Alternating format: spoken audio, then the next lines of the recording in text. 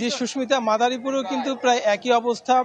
শেষ মুহূর্তের যে কোরবানির পশু কেনা বেচার যে বিষয়টি সেটি কিন্তু আমরা লক্ষ্য করছি। আজকে সকাল থেকেই আমি মাদারীপুর পৌর শহরের চর্মগুড়া একটি পশুর হাটে রয়েছে। এখানে কিন্তু সকাল থেকেই বিভিন্ন জেলা থেকে আসলে খামারিরা এবং ব্যাপারীরা গরু নিয়ে আসছে এবং অনেকেই কিন্তু গরু কেনা বেচা শুরু করেছে। তবে দুপুরের পরে কিন্তু কেনা বেচা আরো বাড়তে পারে। আমরা কিছু যারা গরু কিনতে আসছে তাদের সাথে কথা বলতে চাচ্ছি। এই মুহূর্তে গরুর কেমন কেনা বেচা দেখছেন?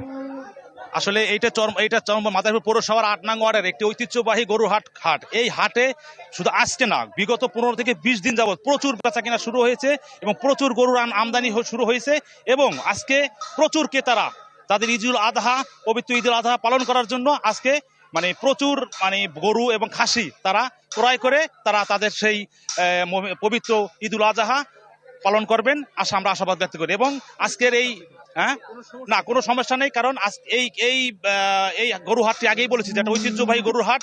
এই হাটে শুধু পুলিশ প্রশাসন, জেলা প্রশাসন সবাই খুব তৎপর। সেই সাথে সাথে আমরা যারা স্থানীয় জনপ্রতিনিধি তারাও এই হাটকে সফল করার জন্য যাতে কোনো সমস্যা না হয় আমরাও সবাই খুব তৎপরতাভাবে কাজ করতেছি।